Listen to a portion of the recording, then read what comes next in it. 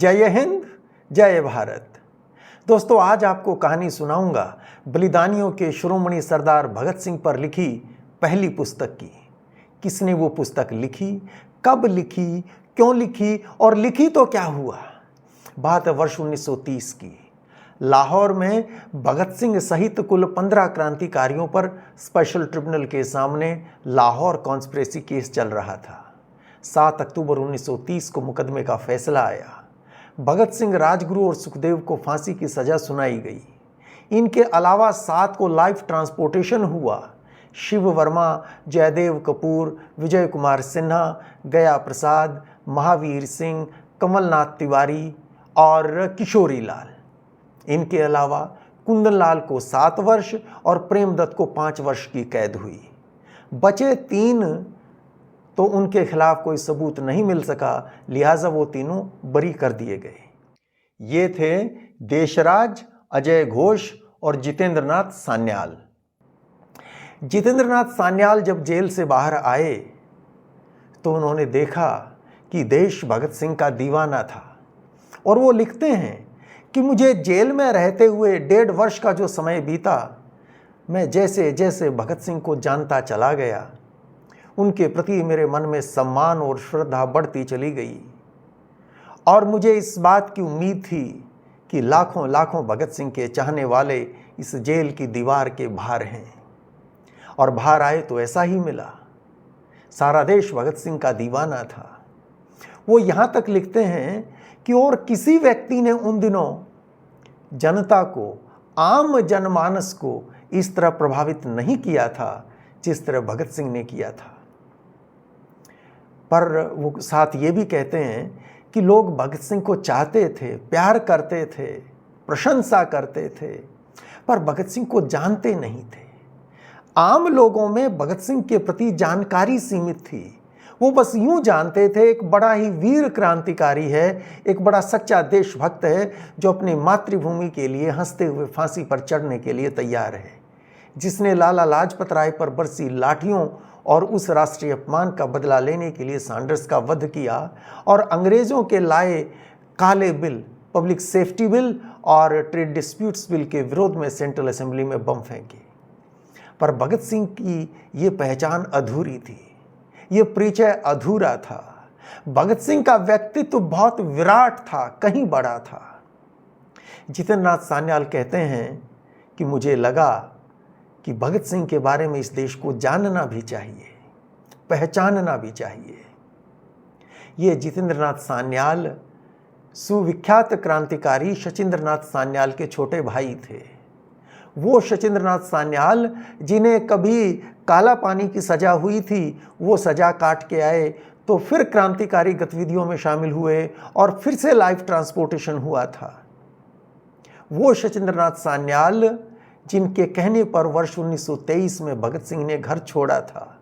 वो शचीन्द्र नाथ सान्याल जिन्होंने बंदी जीवन जैसी अच्छी पुस्तक लिखी, बहुत अच्छी पुस्तक लिखी और क्रांतिकारियों के लिए वो एक टेक्स्ट बुक की तरह हुआ करती थी। उन्हीं शचीन्द्र नाथ सान्याल के छोटे भाई जितेंद्र सान्याल ने निर्णय लिया कि भगत सिंह पर भी पुस्तक लिखी जानी चाहिए। शुरू हो गए, पुस्तक लिखी गई। अगला प्रश्न था कि इसे छापे कौन। ये वो जमाना था कि भगत सिंह पर पुस्तक छापना किसी भी पब्लिशर के लिए खतरे की घंटी होता। तो कौन सामने आता। और एक बात मैं और बताऊं, परिस्थितियां तो ऐसी थी, आम जनता तो भगत सिंह की दीवानी थी, लेकिन देश के बड़े लोगों में एक अलग तरह का विचार भी था। उन्हीं दिनों लाहौर में एक कमेटी का गठन हुआ था जिसमें पंजाब के बड़े बड़े नेता शामिल थे, भगत सिंह के चाहने वाले थे। एक कमेटी बनी कि भगत सिंह, राजगुरु, सुखदेव का अखिल भारतीय स्मारक बने, मेमोरियल बने, लाइब्रेरी बने, रीडिंग रूम बने, लेक्चर हॉल बने। और उसके लिए आर्थिक सहायता की आवश्यकता थी और इसके लिए उन्होंने संपर्क किया गांधी जी और कांग्रेस के दूसरे बड़े नेताओं से। पर उन्हें निराशा हाथ लगी। गांधी जी के 2 पत्र उपलब्ध हैं। गांधी जी ने उस काम में सहयोग करने से मना तो किया ही था, यहाँ तक कह दिया कि अगर मेरी कोई माने तो मैं उस कमेटी को भंग करने की सलाह दूंगा। और अंग्रेज इस बात से बहुत खुश हुए थे। हमने एक वीडियो उस विषय पर अलग से पहले से अपलोड कर रखा है, मैं उसका डिस्क्रिप्शन में लिंक दे दूंगा, आप देखिए, प्रमाण सहित हमने वहाँ दिखाया है। जब देश के सर्वोच्च नेता ही नहीं चाहते थे कि भगत सिंह की याद, उनका विचार, उनका आदर्श अगली पीढ़ी तक पहुँचे, तो फिर अंग्रेज़ों का काम तो बहुत आसान हो गया था।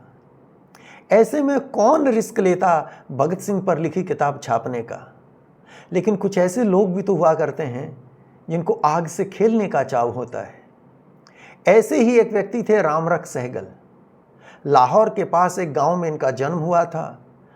परिवार आर्य समाजी था, देश प्रेम के भाव से ओतप्रोत थे। ये इलाहाबाद आ गए थे और वहाँ पत्रकारिता करते थे, भविष्य जैसा अखबार चलाते थे। फिर चांद मैगजीन ये निकालते थे जिसका एक विशेष रूप से फांसी अंक, वो तो बहुत ही प्रसिद्ध हुआ, विख्यात हुआ। और ये वो अंक था जिसमें स्वयं भगत सिंह ने उनसे पहले की पीढ़ी के कई बलिदानियों के ऊपर लेख लिखे थे। बाद में कर्मयोगी भी निकाला। तो ऐसे रामरख सहगल वो स्वयं कहते हैं कि मैं बहुत बार जेल गया, पर नमक बनाया था इसलिए जेल नहीं गया, या एक बार झंडा लेके गली में चल पड़ा इसलिए जेल नहीं गया। इनके अखबारों में, इनकी मैगजीन्स में जो आग उगलते लेख हुआ करते थे, उनके चलते अंग्रेज इन पर सेडिशन का मुकदमा बनाते थे, राजद्रोह का मुकदमा बनाते थे। वो कहते हैं मैं धारा 124A में बार बार गिरफ्तार हुआ और मुझे इस बात का गर्व है। क्रांतिकारियों के प्रति बहुत सम्मान था, बहुत आदर था इनके मन में। तो इनकी अपनी प्रेस थी, the fine art printing cottage. इन्होंने जिम्मा लिया वो पुस्तक छापने का। और इस फाइन आर्ट प्रिंटिंग कॉटेज की जिम्मेदारी उन दिनों इन्होंने दे रखी थी त्रिवेणी प्रसाद को। बल्कि उसी साल वर्ष 1931 में अप्रैल में 23 मार्च 1931 को भगत सिंह को फांसी हुई और अप्रैल में फाइन आर्ट प्रिंटिंग कॉटेज की जिम्मेदारी इन्होंने सौंपी थी त्रिवेणी प्रसाद को। पुस्तक छपी, Sardar Bhagat Singh a short life sketch. मई 1931 में ये पुस्तक छप के आ गई। 1000 कॉपी छपी थी और अंग्रेजी में छपी थी। अंग्रेजी में छापने के पीछे कहानी ये थी कि नेताजी सुभाष चंद्र बोस ने कहा था कि ये पुस्तक सिर्फ भारत तक सीमित नहीं रहनी चाहिए, ये अमेरिका तक पहुँचे और पश्चिमी देशों, यूरोप तक पहुँचे, लोगों को पता चले भगत सिंह नाम का कैसा एक विशेष विराट व्यक्तित्व का धनी भारत में जन्मा था। तो ये पुस्तक छपी, पर जैसे ही ये लोगों तक पहुंची, अंग्रेज़ों को इस बात की खबर हुई, पुस्तक देखी, पुस्तक पढ़ी, तो तुरंत इस बुक को उन्होंने बैन कर दिया। पुस्तक बैन कर दी गई और बैन होने का नोटिफिकेशन जब आ गया, उसके बाद जिसके पास भी पुस्तक मिलती उस पर सख्त एक्शन होता। लाहौर में भी कई जगह पर रेड्स हुई, जैसे हमें पता चलता है वीर भारत, वंदे मातरम, ये अखबार हुआ करते थे, वहाँ पर रेड हुई। सरदार किशन सिंह जी, भगत सिंह जी के पिताजी के वहाँ रेड हुई। मेहता आनंद किशोर, अखिल भारतवर्षीय भगत सिंह राजगुरु सुखदेव स्मारक संघ, जिस कमेटी की मैंने पहले बात की, जो इनका मेमोरियल बना रहे थे, उनके कार्यालय पर भी रेड हुई। हिंदुस्तानी सेवा दल के यहाँ रेड हुई, बहुत जगह रेड हुई, पर अंग्रेज़ों को कोई कॉपी वहाँ हाथ नहीं लगी।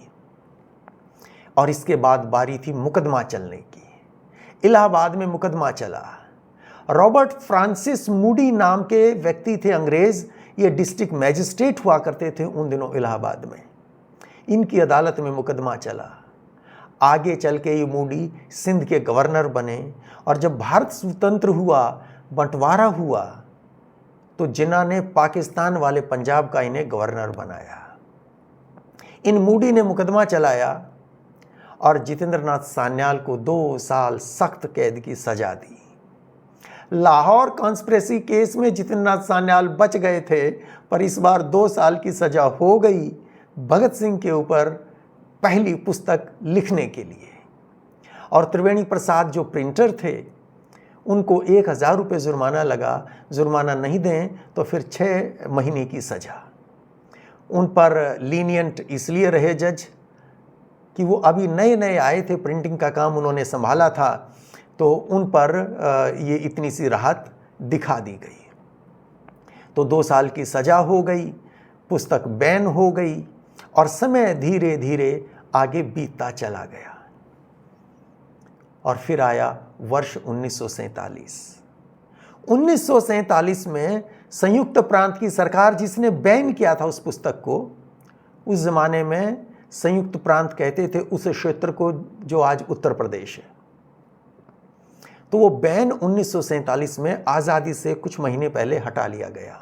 और जैसे ही बैन हटा तो रामरख सहगल ने फिर से निश्चय किया कि ये पुस्तक फिर से छपनी चाहिए। उन्होंने एक कॉपी छिपा के रखी हुई थी। वो कहते हैं 15-16 साल मैंने कैसे उसको छिपा के रखा। उनके यहाँ भी अलग अलग मामलों में कितनी बार रेड्स हुई, तो अंग्रेज़ों से छिपा कर वो किताब उन्होंने कैसे रखी थी। वो कहते हैं कि मैंने 15-16 साल रखी, मेरा प्रयास विफल नहीं गया। अब बारी थी से फिर से छापने की, और अब हिंदी में छाप रहे थे। हिंदी में अनुवाद किया रामरख सहगल की बेटी स्नेहलता ने, और स्नेहलता का भी भगत सिंह से बड़ा विशेष संबंध है। बात उस जमाने की है जब भगत सिंह इलाहाबाद में रामरख सहगल के यहाँ आते थे, और स्नेहलता 5-6 साल की नन्ही सी बिटिया थी, गुड़िया थी। एक दिन ऐसा हुआ कि एल्गिन रोड इलाहाबाद में जहाँ रहते थे रामरख सहगल, वहाँ पास में ही एक बाग था, आम के बहुत सारे पेड़ थे। एक दिन उस बच्ची ने देखा कि आम के एक पेड़ पर ऊंचे की तरफ एक पतंग अटकी हुई है, और बच्ची बार बार वो पतंग चाहती थी कि ये पतंग उतरे और मुझे मिले।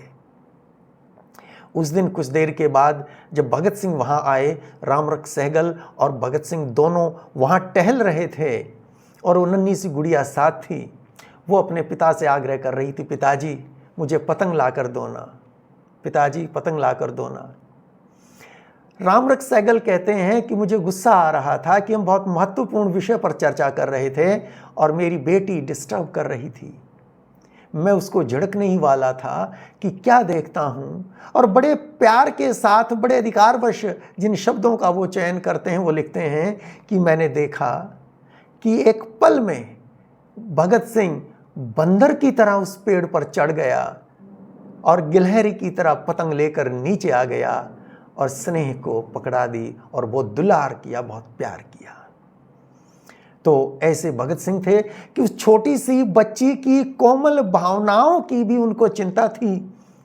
पतंग ले आए और अगले ही पल बात फिर कर रहे हैं रामरख सहगल से, उसी कॉन्टिन्यूटी को मेंटेन किए हुए हैं जैसे कुछ हुआ ही नहीं था, ऐसा रामरख सहगल लिखते हैं। तो फिर स्नेहलता अब तो बड़ी हो चुकी, वो 1947 आ गया, 15-16 साल बीत चुके। तो उसने फिर स्नेहलता ने हिंदी अनुवाद किया और वर्ष 1947 में वो पुस्तक हिंदी में छपती है। और उस पुस्तक की भूमिका लिखी थी राजऋषि पुरुषोत्तम दास टंडन ने, लेकिन अपना भी एक आर्टिकल शुरू में रामरख सहगल ने लिखा और वो कहते हैं, हमें पता चलता है कि कितना आदर उनके मन में था क्रांतिकारियों के प्रति। वो कहते हैं, आप मुझे बतलाएं कि आज इतना उत्साह, इतना साहस और इस भांति मर मिटने की आरज़ू देश के कितने नेताओं में है। आज देश के कितने नेता हंसते हंसते फांसी के तख्तों को चूमने की क्षमता रखते हैं। इन जैसी निर्भीकता, तत्परता तथा मृत्यु का सहर्ष आलिंगन करने का साहस कितने नेताओं में आपको मिलेगा। और इससे आगे तो वो बहुत ही सख्त भाषा में बात करते हैं। मैं उन शब्दों का प्रयोग यहाँ नहीं करूँगा, आप स्वयं पढ़ सकते हैं इंटरनेट पर, archive.org पर। हिंदी वाली पुस्तक भी अवेलेबल है और मूल अंग्रेजी में जितेंद्रनाथ सान्याल ने जो लिखी थी वो भी अवेलेबल है। मैं दोनों के ही लिंक आपको डिस्क्रिप्शन में दे दूंगा, आप ज़रूर पढ़िए। जितेंद्रनाथ सान्याल तो कितना आदर अपने उन सीनियर साथी क्रांतिकारी अमर बलिदानी युगदृष्टा भगत सिंह के प्रति था। उनके कुछ शब्द मैं आपको देता हुआ अपनी आज की इस वीडियो को समाप्त करेंगे। वो लिखते हैं कि किसी ने सर्वसाधारण के ध्यान को इतना अधिक आकर्षित नहीं किया जितना कि भगत सिंह के वीरतापूर्ण चरित्र ने। वह एक पौराणिक वीर की भांति माना जाने लगा है। पौराणिक वीर, हमारे पुराणों में जो देवी देवता हमारे हैं ना, उनकी तरह लोग भगत सिंह को मानते थे उन दिनों में, ऐसा वो लिखते हैं। और आगे कहते हैं, भारत के नवयुवकों का उस पर अभिमान करना उचित ही है। उसका अनुपम साहस, उसका उच्च आदर्श, उसका निर्भयतापूर्ण भाव प्रकाश स्तंभ की तरह कितनी ही भूली भटकी आत्माओं को मार्ग दिखलाता रहेगा। जब लोग क्रांतिजीवी हो, यानी इनकलाब जिंदाबाद, क्रांति चिरंजीवी हो का नारा लगाते हैं, तो दूसरा नारा भगत सिंह चिरंजीवी हो ये भी लगाते हैं। लोग अकेला इनकलाब जिंदाबाद नहीं बोलते थे।